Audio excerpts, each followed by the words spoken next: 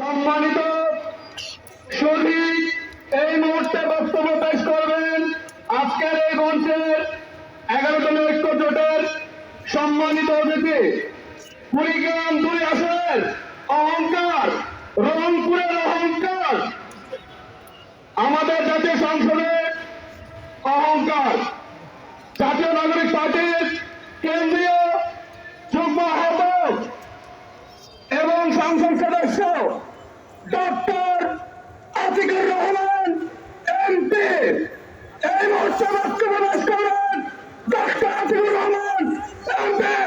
ইনকিলাব ইনকিলাব জিন্দাবাদ জিন্দাবাদ ইনকিলাব ইনকিলাব। জিন্দাবাদ জিন্দাবাদ।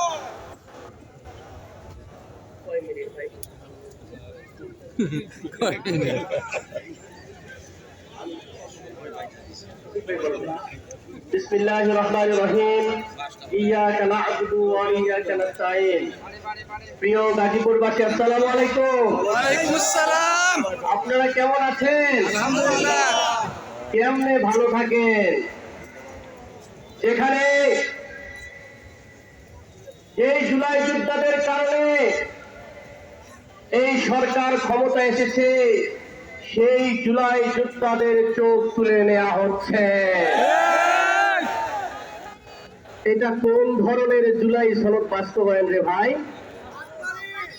গতকাল দেখলাম জুলাই সনদ বাস্তবায়ন করতেছে আহতদের হসপিটালে মারার মাধ্যমে। এইটা কি জুলাই সনদ অক্ষরে অক্ষরে বাস্তবায়ন? সুন্দর সুন্দর সাংবিধানিক কথা বুঝায়, মনে হচ্ছে বাংলার মানুষ সংবিধান বোঝে না, বাংলার মানুষ আর্টিকেলের ধারা বোঝে না, বাংলা ইংরেজি মিক্স করে মনে হয় বোঝে না। ওনারা ভুলে গিয়েছেন এটা আর ৮৯ সালের রাজনীতি নয়, ৯০ সালের রাজনীতি নয়, এটা ২৬ সালের রাজনীতি।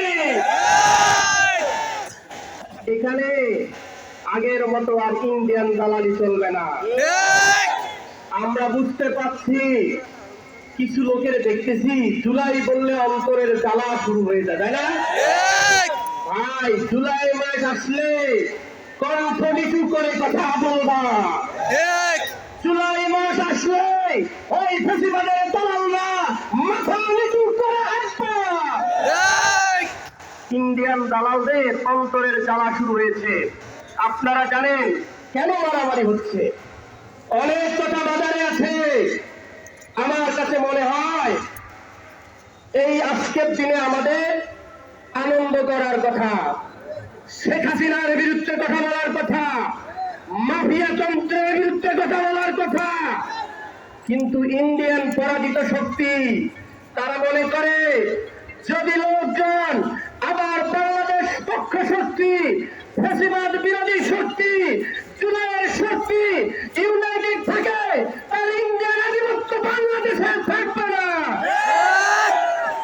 সেই গোষ্ঠী, সেই শক্তি আওয়ামী লীগের টাকা সহকারে বিএনপির কিছু ভাই আওয়ামী লীগ এবং ইন্ডিয়ার ফাঁদে পড়েছে। আপনারা সরকারকে বলি, আপনারা হেদায়েতের পথে আছেন, ইন্ডিয়ান ফাঁদে পড়েন না। যারা ইন্ডিয়ান ফাঁদে পড়ে তাদের অবস্থান চিহ্নিত হয়। আমরা চাই না আপনি, আপনার দল, শহীদ জিয়াউর রহমানের দল, বেগম খালেদা জিয়ার দল, যারা ইসলামী মূল্যবোধকে সম্মান করত, যারা বাংলাদেশকে সম্মান করত, বাংলাদেশের প্রতিটি নাগরিককে সম্মান করত, আমাদের সম্মান করত, আপনি তাদের সন্তান হয়ে নতুন করে যদি ইন্ডিয়ার সাথে আঘাত করেন, বাংলাদেশের মানুষ আপনাকে পছন্দ করবে না। সুতরাং আজকে একটা ইতিহাস বিকৃতি দেখলাম। আপনারা জানেন এক দফার ঘোষককে, এক দফার ঘোষককে নাহিদ ইসলাম কোন দলের হতে পারে, কিন্তু আজকে রাষ্ট্রীয় ডকুমেন্টারিতে এক দফার ঘোষক নতুন করে আবিষ্কার করলেন। কেন রে ভাই? নতুন করে কি ঘোষক দরকার আছে? নাহিদ ইসলামের নেতৃত্বে সব দল মত, হিন্দু মুসলিম বাম জামাত ইসলাম ছাত্র শিবির, তৎকালীন বৈষম্য বিরোধী ছাত্র আন্দোলন এবং আমরা বিএনপির ভাইদেরকে যারা এসেছেন সবাই মিলে এই ফ্যাসিবাদকে পতন ঘটিয়েছে, তাই না? ইতিহাসকে ইউনাইটেড করেন। এই জুলাইতে আমি দেখতেছি এক ধরনের সিনিয়র সাংবাদিক, এক ধরনের সিনিয়র বুদ্ধিজীবী, এক ধরনের সিনিয়র অ্যাডভোকেট আইনজীবী, সংবিধান বিশেষজ্ঞ এই জুলাইকে বিতর্ক করার চেষ্টা করতেছে।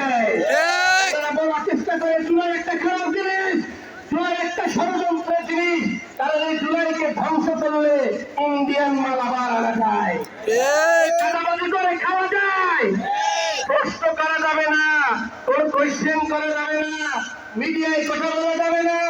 এই যে আপনারা প্রশ্ন করা শিখেছেন, ক্ষমতাকে চ্যালেঞ্জ করা শিখেছেন, অ্যাকাউন্টেবিলিটি নিতেছেন, এটা আগের যারা রাজনীতি করেন তাদের সহ্য হচ্ছে না। আরেকটা কথা আমি বলি, আমি যেটা বুঝি, আগের যে সেটেলমেন্ট মানে যারা ভাগে যোগে রাষ্ট্রটা খাইতো তারা নিজেদেরকে এলিট শ্রেণী দাবি করতো, তাই না? হঠাৎ করে আমাদের মতো খেটে খাওয়া কৃষকের সন্তান, আপনাদের সন্তান, এই আলেমুলামারা নতুন করে সমাজের পার্লামেন্ট মেম্বার হয়েছে, এদের এখন অস্থিরতা শুরু হয়েছে। টাকাও মেরে খাবে না, ঠিক না? এখন তারা দেখছে এরা খায় না, আমরা তো এখন খাইতে পারতেছি না, ঠিক না? কি যেন বললো আমি বলতে চাই না, কোথায় নাকি টেন্ডারের ভাগাভাগির জন্য মারামারি করে। আমার ভাইয়েরা ছাত্র ভাইয়েরা, আপনারা ইন্ডিয়ান ভাবে আওয়ামী লীগের সাথে পড়েন না। আমাদের ভিতরে বিভেদ থাকবে, মতভেদ থাকবে, মতপার্থক্য থাকবে, কিন্তু হানাহানা টাকাটাকি মারামারি হেলমেট বাহিনী যা দেখেন এটা হচ্ছে আওয়ামী লীগের অনুপ্রবেশকারীরা সব। আপনার সব থেকে ফিরে আসেন। এখন আসি কেন জুলাই গণভোট দরকার? খালি বলেন গণভোট হয়েছে কিসের উপর? আপনারা স্পষ্ট বুঝে নেন, আমরা 10 বছরের বেশি কোন প্রধানমন্ত্রী দেখতে পাই না, ঠিক না? আমাদের যত সাংবিধানিক প্রতিষ্ঠান আছে সেখানে কোন দলীয় ব্যক্তি হবে না, একটা যোগ্য লোক হবে। এই নিয়োগ পদ্ধতি পরিবর্তনের জন্য মূলত আন্দোলন করতেছে, বুঝতে পারছেন? এইটাই হচ্ছে সংস্কার। ওনারা আমাদেরকে সংবিধান বুঝায়, সংশোধন বুঝায়, ঠিক কিনা? বুঝার দরকার নাই। আমরা বুঝি এই বাংলাদেশের মানুষ আগের জিনিস চায় না, বস্তা বসা জিনিস চায় না, হেলমেট বাহিনীও চায় না, কোনো ধরনের চোখ তুলে নেওয়া রাজনীতি চায় না। আসুন সবাই মিলে একটা জুলাইয়ের আন্দোলনের যে স্পিড, সেই আকাঙ্ক্ষার বাংলাদেশ গড়ি ইনশাআল্লাহ। সেই আন্দোলনে 11 দলীয় ঐক্যজোট বাংলাদেশের মানুষের পক্ষে ইন্ডিয়া